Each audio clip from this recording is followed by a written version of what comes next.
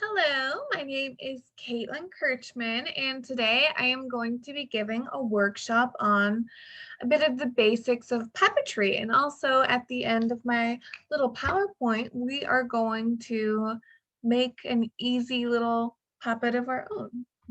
So let's get started. There we go. Let's see if I can full screen. Oh, here we go. Sorry about that. All right, here we go. So let's go over some of the basics of puppetry.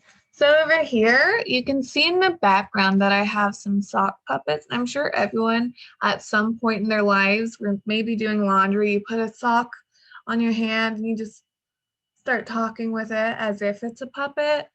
You might not have turned it into an actual puppet like in these photos, but at some point everyone's done that probably. So what you're doing can be considered puppetry because you're talking for it, you're acting it out as a person. Another thing that you might have done before is shadow puppets. Like you might have a flashlight, do a little dog or a butterfly or a bird, like, and you can see the shadows and it just creating something that's not real into something real and telling a little story, even if you don't mean to, but that's what's happening, which is pretty neat that we can all just easily do something like that. So what is puppetry? To put in like a scholarly definition, puppetry is an ancient form of artistic expression that is a variation on storytelling or human theatrical productions. In puppetry, a drama unfolds that is entirely or primarily acted out by specialized representational objects, which are manipulated by a puppeteer. The human animator may or may not be visible to the audience. Cultural variations of puppetry developed independently in many parts of the world, with distinctive types still carried on today in Japan, China, Germany, Indonesia, and the United States, among other places. And as you can see in the two photos that I have provided, two very drastic differences in puppetry. Like on the top one, you can see this takes place in a sort of Asian culture, and they have kind of a marionette style where they're all maneuvering the puppet around to tell a story. And then you see in the bottom one is a musical called Avenue Q, um, which is like a R-rated version of Sesame Street, to put simply. Um, but they're both very different and they're used in different ways because as you can see, like they also have different kinds of puppets. Like one is a hand arm puppet, one is a hand and stick puppet, one is just a hand puppet. I think there might be one where two people are operating it as well within the play, but I don't see them in that photo. But yeah, as you can see, there's totally different ones. So throughout the history of puppetry, some specific puppets became international icons in the age of television, such as pictured in the slideshow, Kermit the Frog. He is a very famous hand puppet that many of us are all aware of. So, a bit about the history of puppetry. The first known use of puppetry came from ancient Greece, sometime around the 5th century BC. However, it is possible that puppetry was also emerging in other civilizations around the same time. Some historians believe puppets predate actors in theatrical sense, although there is little direct evidence for this. In much of the same way that theatrical shows and plays developed, puppetry started life in rituals and carnivals before becoming an integral part of the show, and performances provided explicitly for entertainment purposes. It also helped to establish theater as a critical cultural cornerstone of society and life overall. And as you can see in the photo, there's like an ancient kinds of puppets. They're attached on strings. You can see that they're very old, which is very interesting. All right, so in theater, we use a lot of different kinds of puppetry as well. As you can see in the bottom, you have Avenue Q, like I mentioned earlier. I think the guy holding the sign was the one I mentioned earlier with two people maneuvering him. In the photo above that, we have War Horse, where there's people using their whole body, which we'll talk about later what type that is. But it's like full body puppetry to make these horses seem more animated and lifelike. And then on the left, we have one of my favorite musicals, which is Little Shop of Horrors. And you see we have Audrey 2. There are 3 different puppets for Audrey 2. There's a hand puppet, which is used like whenever it's a little baby version. And then it becomes a hand arm puppet where it's like more mobile and the vines are starting to move as well. And then over here, I don't think it's its full form yet, but it becomes like a body puppetry where people are, there's like a maneuver in the back and people are having to use their whole body to move the mouth and the head of Audrey 2. It sounds like kind of a workout, honestly. So some of the different types of puppetry is hand puppets, hand and rod puppets, hand arm puppets, marionettes, body puppets, bunraku puppetry, shadow puppetry, and also marionettes, which I forgot to add to this list, but marionettes are also a big part of it. So these are some hand puppets. What we are going to be making today is a hand puppet. So some famous Sesame Street characters are also considered hand puppets. A lot of children, they're used in children's theater a lot. Over on the right is kind of like a simple image of somewhat what we're going to make today. So then we have hand and rod puppet, which is very similar to the hand puppet where it's on the arms. However, there's more control of the puppet to make it more lifelike by adding a rod. So that way you can maneuver the hands. As you can see in like the very top photo, you can see the puppeteer is kind of doing like a face palm with the hand. And yeah, that's also a very famous form. It might be one of the most popular forms. Then we have the human arm puppets. The human arm puppets can sometimes be used with just one person or 2 people. It's similar to the rod one, but instead of using a rod to move the arms, you are using an extra hand. So it's like doing 2 things at once. It's kind of like you're gonna have to concentrate, like a patting the head and rubbing the stomach sort of scenario. So a marionette is a puppet featuring only the head or body placed on a stick. A marionette is a puppet controlled from above using strings. Body puppets can be used for carnivals. They're also used for like large scale theater kinds of puppets. And they really take either multiple people or someone's whole body to maneuver the puppet. Then we have bunraku, which is a puppetry that was formed with almost a life-size wooden puppet. This is a very interesting form of puppetry that originated in Japan. And these puppeteers spend almost their whole life practicing this art form. As you can see, most of the people have their faces covered except for this one man, and he's like the master of the puppetry. He's controlling the head and I think the right arm of the puppets, which you get once you've completed your training. So you like kind of level up after each few years of training that you can move from the feet to the arms and then to the head, and then you can reveal your face to the audience so the audience is aware of your mastery of the performance, which is very interesting. So then we have shadow puppetry.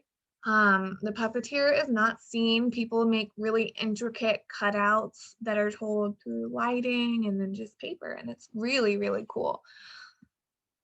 So now it is time to give a try at making your own hand puppet. So let me escape this and stop sharing real quick. There we go. Now it's just me. Okay, so what we are going to do is we are going to make, sorry, I felt a sneeze come on and then it went away. Okay, so what we're going to be making is hand puppets. So you can make them, so the point of this is we are going to make hand puppets based on characters in theater. And I encourage this workshop for you to make with your character who you're playing, because then you can get a sense of how you imagine them and how you could picture their clothing or how they could look for like a little children's performance versus how they would look for a more like real performance for like a big wide range of audience members. But usually for puppet theater, especially for hand puppets, they are more centered toward catered towards children, because they look a bit more goofy and like less hard, you know. So it's kind of like making the children's version of your character. And so the play that we're going to be doing, since this is just a video, we're going to be doing Hamlet. So it's kind of like taking the character of your choosing from Hamlet and making them into a hand puppet version, like a children's version. So I have an example. It looks very goofy, but I'm very proud of it. So this is King Claudius. This is King Claudius. You can see I took in consideration kind of who he is. He's like not a good guy. He's got a little evil mustache. In children's shows, you can kind of tell that they usually have mustaches and thick eyebrows. He has a little crown since he's the king now. I kind of had him balding a bit. Another thing that I did that I took creative liberty on is normally more evil characters in children's shows, they are red or green or black, but I decided to put him in purple because that is a more, like back in the day, like whenever Shakespeare was kind of happening, the fabric for purple was more hard to come across, so it was more of a color for royalty. And since he's royalty, I feel like he'd really flaunt that, which the kids might not know, but it makes me a little happy inside to have added that in. But yeah, this is King Claudius. Hello, everyone. I am in no way a puppeteer. Okay, so I'm basically going to give you a tutorial on how to make this. This is basically like for like a male version. But if you want to make like Ophelia or Gertrude or turn one of the characters more feminine, this is another puppet that I made. This is myself that I made for a different workshop. Yeah, just a little goofy thing. And then like if you were to make an animal, you can do that too. That might be one of the more easier and more fun things to do. Here's a fox that I've made. Yeah, so very different from the first two, but we're going to be focused on the more detailed Hamlet ones. So the first thing that you're going to need, the materials that you're going to need are of course a paper bag. You can use like just a normal lunch sack like I have here, or like they have these in gift bags and like party sections, but you're more likely to find them easier for cheaper. It's like a lunch bag. You're gonna need some googly eyes. If you don't want to spend money to buy googly eyes, you can just draw them on just for the sake of making it more fun to look at. I like to use googly eyes. You're gonna need some scissors and some glue. And of course, colored paper, any colored paper if you're choosing, but you don't have to buy colored paper. You can just use markers, but I'm going to be doing colored paper just because it would be easier to complete, because coloring, it takes a lot of time to get everything done, make everything precise and easy, but with the colored paper, what I've noticed is that you can make exact measurements and just glue it on really easy. The main hard part is just doing the detail work on it, but such as like with Claudius, how I put in the effort of making some stripes, like a little circular cutout, the mustache, the nose. I made even arms on him. You don't have to go this hard in detail. If you want to just do a really simple one, that's totally fine as well. So what we need to start with is grab a white sheet of paper, as you can see, and then I'm going to show you like the easiest way and most paper cautious way to use this. I lost my pencil. Oh, here it is. Okay, so get your paper bag and your piece of paper. What you're going to want to do, you can't really see super well because of my lighting, is you're going to want to line them up, like put it in the corner. And now that this is in the corner, Here you can kind of see. You can kind of mark out exactly where it lies. So mark with your pencil where it is. You can't really see on here, but just mark on the edges. You don't have to draw all the way around because then you're gonna, because you can easily just, and you don't have to do the effort of going all the way around. You can't really see, but whenever you're done, it should look like this. Just a little square that should fit perfectly against your face. But the way I cut it is I put it in the edge of the paper, so that way I only have to cut out 2 sections of it. So as you can see, start cutting. So just go until about where that line is that you did. And then bada bing, bada boom, you have your cutout. It fell on the floor, but I have this spare one. So also feel free to pause whenever if I'm going too fast or if you need to take the time to cut everything out, glue everything on, that's totally fine. Right now I am gluing my piece of paper. So then what you're gonna do is then you're gonna take your glue, I glued it, you can see my purple. Preferably don't use the disappearing purple one because the purple will definitely show for it sometimes. And then there you go. I know the bag itself is white, so the reason that I'm doing this is, for one, you don't even have to use the color white. You can use any color. If your character's an alien, you can make their skin green. If they're an animal, you can make it whatever color. You can make it whatever skin tone.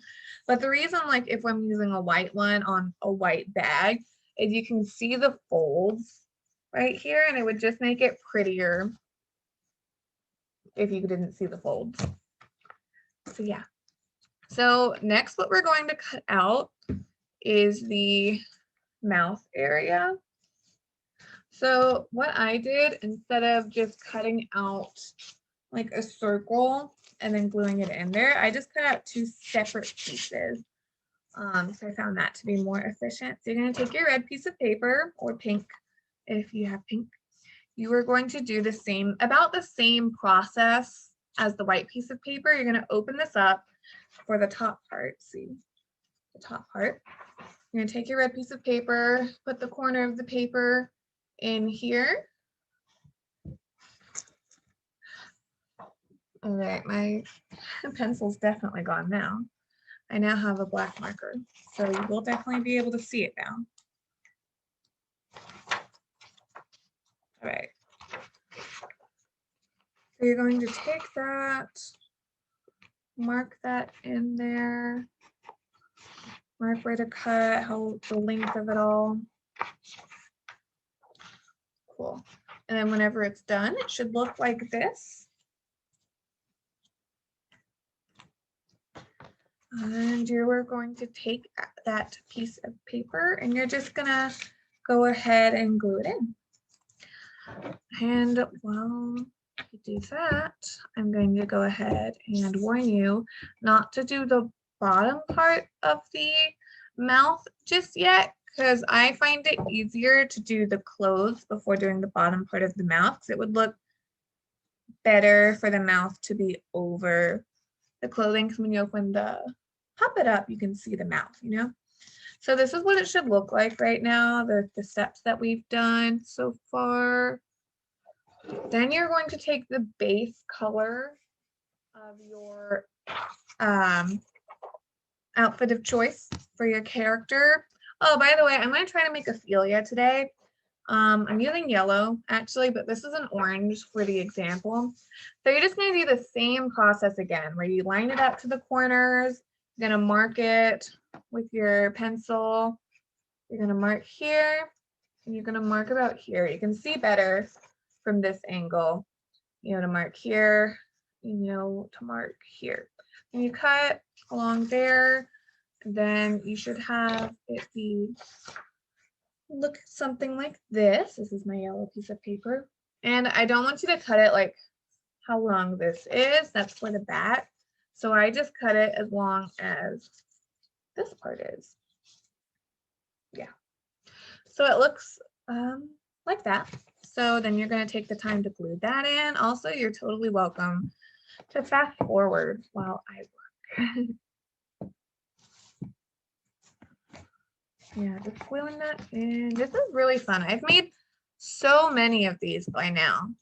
Now it's just, I know exactly what to do.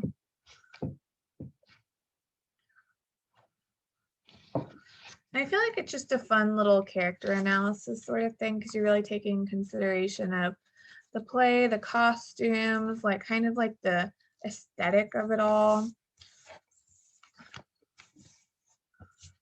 All right, so now I have the little outfit on. Excuse the purple glue right there. Pretend it does not exist there. Now you're going to cut out, do the same thing again with the back. So you're going to take the paper. You might need a new piece of paper, or you might be able to line it up perfectly again and use that same piece of paper. But you're going to take that one, you're going to measure it, have it be along there. I'm going to go ahead and glue it on.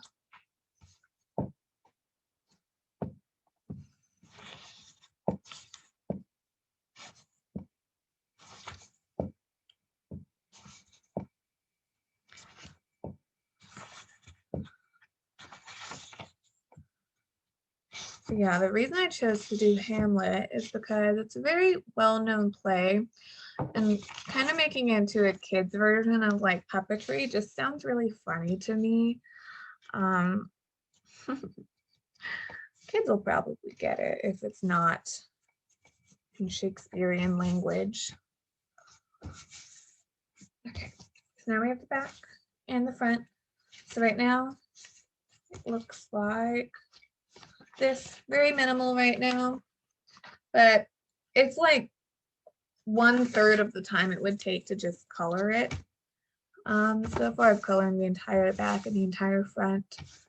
What next we're going to do is the mouth. So when making people, I don't do this for the animals. When making people, I cut out 2 mouth portions. So you cut out a slightly bigger one for the mouth, and then you add a slightly smaller one for the inside of mouth. This is kind of like the lips, I guess. You can color them in if you want. I usually don't, since I just try to match it with whatever main color I'm doing. So then you're gonna line them up.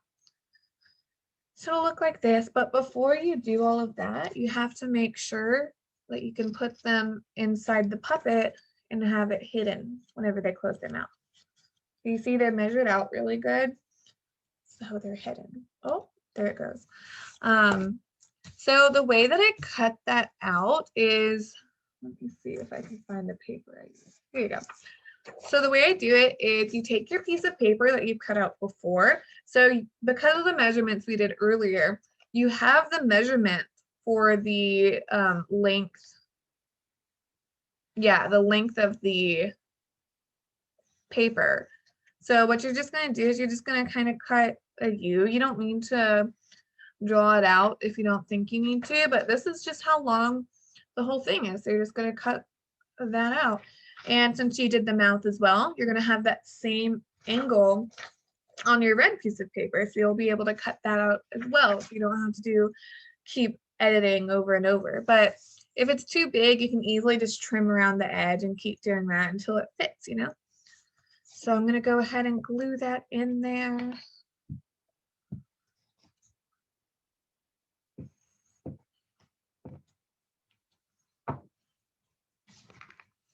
Mine might look a little messy since I'm trying to go fast as not to leave y'all waiting in silence.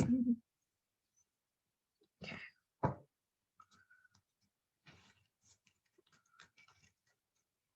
Cool. All right, once you've done that, glue that in there. There you go. It's a mouth. Then you can give any details you want whenever we're done putting all the paper in. So now what we are going to do is we are going to do the hair. Since we already did the back, now we can add hair to it. So what I'm going to do And I'm going to take a piece of paper that I think could represent my character. We could do our own hair color since we're going to be playing that character. But if you feel like this person has blue hair, and I can't dye my hair blue, but I feel like this character has blue hair, you can totally do that because this is up to your interpretation. I'm doing red. My hair is kind of like a orangish color right now. Not that I'm playing Ophelia, but what you're going to do, same thing as earlier. Going to measure it out. You only need to take the measurement of this one, and then you cut it however long you want. For Claudius, I did something different. That's mostly for like characters with longer hair, but for characters with shorter hair, you could do that same thing. As you can see, I have a section where it's just this square, so you get the back of the head. But what I did here is I just kind of cut kind of like a cloud shape, and then I just kind of put it in. So yeah. So then you're just gonna take that, and once you have the length of it down, what you can do if you want to make it more detailed is you can cut little strands like this. So it's all nice and fun. Then you're gonna glue that in as well.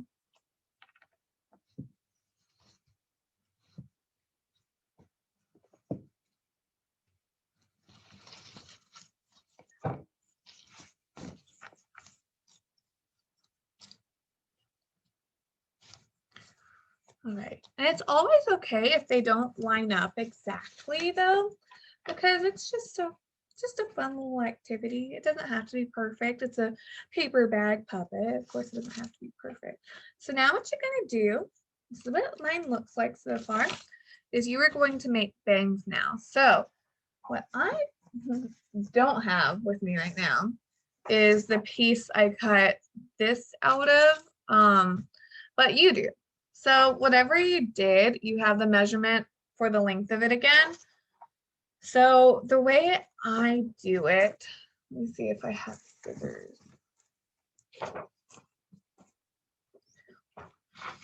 I don't know where they went. Oh, there they are.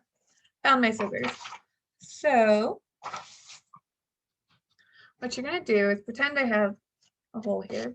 That shows how long it is. So the way I did it, this kind of is a little complicated. So the way that I did it is I kind of cut like around here, a small line, and here again. So it kind of looks like a skate ramp. Let me show you on the me version of the puppet.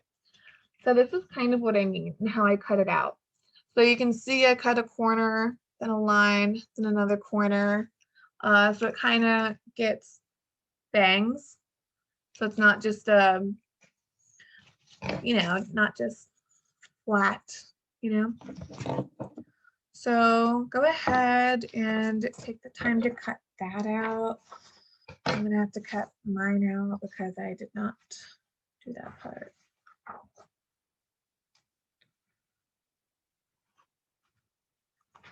Okay. But the bangs especially can be a little messy if you want them to. You don't even have to do it in this method. If you just want to cut like edges like that, you totally can. Or if you just want to make them bald, you can do that. If you want to give straight across bangs, that's also like a super easy way to solve that. You don't even have to give them bangs, honestly. It's just something that I like to do to give it some more detail.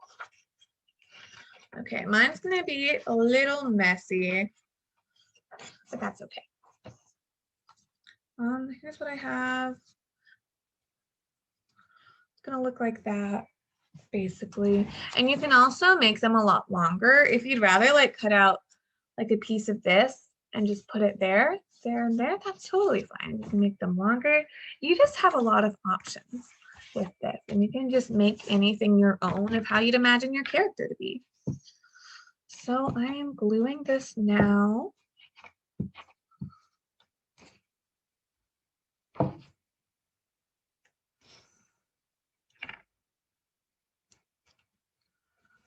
Okay, cool.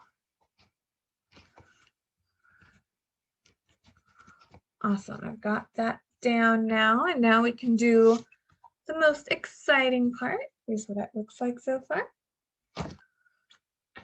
Now we can do the googly eyes. So you're just gonna, this is my glue stick, gonna take it, kind of rub it around.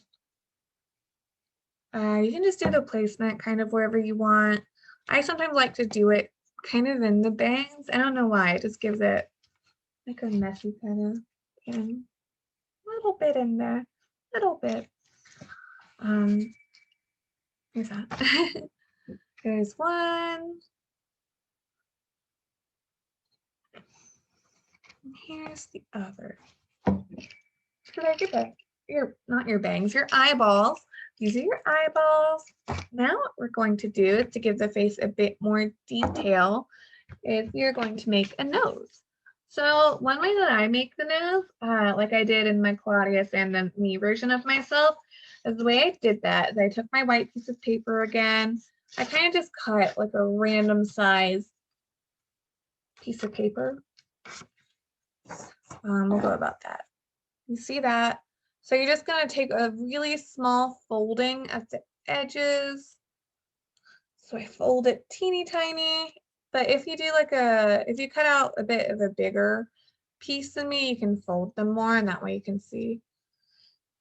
You can see at least one of the edges. Yeah, so you're gonna just put glue on the edges. So it'll give it like a little bit of a 3D effect, which is fun. Let me get that on.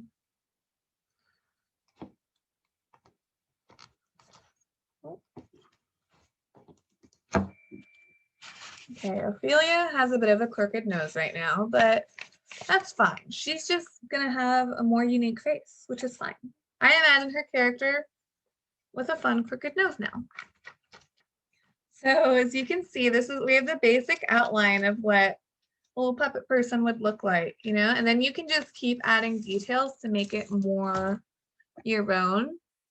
So now the biggest part that you can do, and this part takes the most time, but it's also the most fun, in my opinion, is you just start adding details. So what you could do is you could cut out other pieces like spots or stripes and just add them onto it, or you could even do pants or skirt. You could do arms. If your character were to have a tail, you can do a tail. You could do ears. Yeah, so for Ophelia, I've got a little flower right here, very small, that I pre-cut. I'm just gonna add it to her hair as a nice little detail.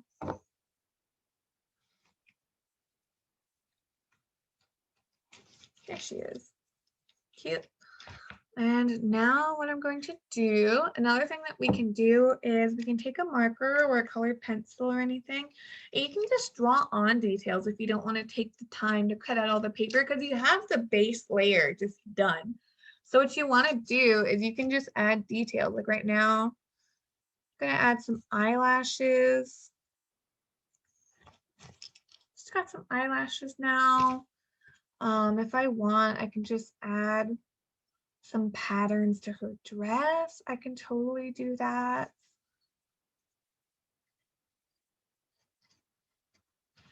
But really just take some time and like make your character your own and really make your character identifiable, you know, as who they are, but in like a children's puppet version. I'm almost done with mine.